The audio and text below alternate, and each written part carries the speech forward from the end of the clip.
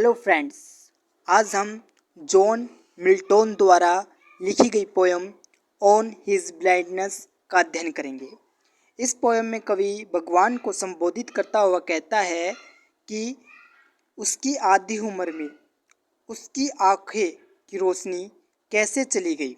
कवि कहता है कि उसकी तो अभी आधी ही उम्र हुई थी और उसने इस पूरे संसार को अच्छे से देखा भी नहीं और ना ही उसका जो लिखने की कला भगवान ने प्रदान की थी उसका भी वो अच्छी तरह से इस्तेमाल नहीं कर पाया। लेकिन कवि इसको लेकर अंत में कहता है कि जो होता है वो सभी मानवता के भलाई के लिए ही होता है। इसमें कवि ने अपने दुख दर्द को भी बताया है। ऑन हिज ब्लाइंडनेस, इसमें कवि कहता है कि उसकी आंखों की रोशनी क्यों चली गई। कहता है कि व्हेन आई कंसिडर, कवि कहता है कि जब मैं सोचता हूँ, हाउ कैसे, माई लाइट इज स्पेंट, कि मेरी आंखों की रोशनी कैसे गायब हो गई, एरे ऑफ मे डेज, कि मेरी उम्र के आधे भाग में ही।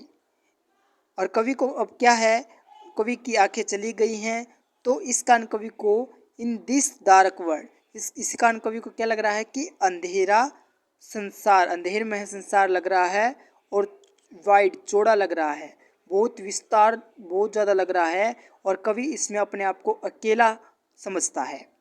एंड दैट वन टैलेंट, और कवि भगवान से कहता है कि हे भगवान, आपने तो मुझे एक उपहार दिया था, which is a death to hide, अब ये मेरे मौत के पीछे ही छुप गया है। कवि यहाँ पर अपने दुख को बताता है कि अब मेरे पास जो लिखने की कला है अब मैं उसको प्रकट नहीं कर सकता किसी के सामने। Lodged with me useless, though my soul more bent, कवि कहता है कि अब वो जो मेरी कला थी वो अब बेकार रह गई, लॉर्ड्स पड़ी की पड़ी रह गई वो कला मेरे पास। Through my soul more bent, और इससे क्या है, मेरी जो आत्मा है वो मुड़ गई है, अर्थात कवि की आत्मा अब सिकुड़ गई है, उसकी इच्छा खत्म हो गई है। To serve therewith my maker, कवि कहता है कि मैं अब मेरे जो ईश्वर है जिसने मुझे बनाया है अब मैं उसकी सेवा कैसे करूँगा।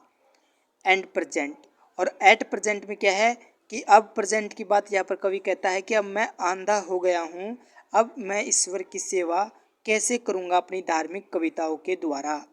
माई ट्रू अकाउंट, अब कवि अपने आप से कहता है और भगवान से कहता है, अपने जो सच्चा जो हिसाब किताब है उसको गिनवाता है कि मैंने तो कुछ गलत काम किया नहीं और मेरे ईश्वर ने मुझे ब्लाइंडनेस कर दिया और आपने जो उपहार दिया था अब मैं उसका कैसे इस्तेमाल करूँगा।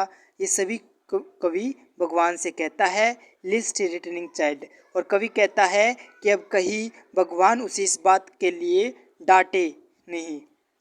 डोथ God except day labour light denied, कहता है कि जो अब भगवान को शर्म नहीं आती कि वो एक आंधे व्यक्ति से काम करने की आशा करता है, एक्सेप्ट मांग करता है। आई फाउंड लियास, कवि ये मूर्खतापूर्ण प्रश्न करता है, बट पैसन, परंतु उसका जो धैर्य है, to prevent that murmur soon replies, उसकी शीघ्र ही उसकी जो बड़बड़ाहट कर रहा था वो बार बार, अब कभी उसका मन अब वो रुक गया है, उसका धैर्य ने उसको शांत कर दिया है और अब उसका धैर्य उसको आंसर देता है। God do not need other man work, कि भगवान को किसी भी आदमी की जरूरत नहीं है, और हिज ओन गिफ्ट, और ना ही उसके अपने उपहार की। वो बेस्ट बियर हिज माइल्ड योग, और वो क्या है, वो अच्छे से जो सहन कर सकता है उसका माइल्ड योग, एंड सर्व हिम बेस्ट, और कोई भी व्यक्ति है उसके लिए बहुत से लोग तैयार रहते हैं और कुछ भी सहन करके वो उसकी अच्छी से अच्छी सेवा प्रदान करेंगे। हिज स्टेट क्या है, हिज स्टेट मतलब हिज किसको संबोधित कर रहा है, भगवान को, कि उस जो भगवान है वो एक राज्य के इस किंगली राजा के समान है, जिसमें 1000 एट इज बेंडिंग स्पीड, जिसमें हजारों लोग खड़े रहते हैं एक बेंडिंग आदेश के लिए कि कब उसे आदेश मिले और कब वो तेज़ी से काम करे। And post land and ocean without rest. वे जो लोग हैं सेवा करने के लिए जो तत्पर रहते हैं वो बिना आराम के कहीं भी काम कर सकते हैं, चाहे भूमि हो चाहे समुद्र हो। They also serve who only stand and wait. और वे हमेशा तैयार रहते हैं और खड़े रहते हैं इंतज़ार में कब उन्हें काम मिले।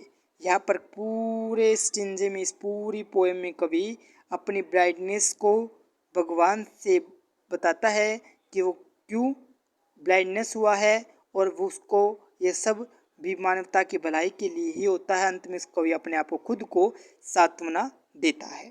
Thanks for watching.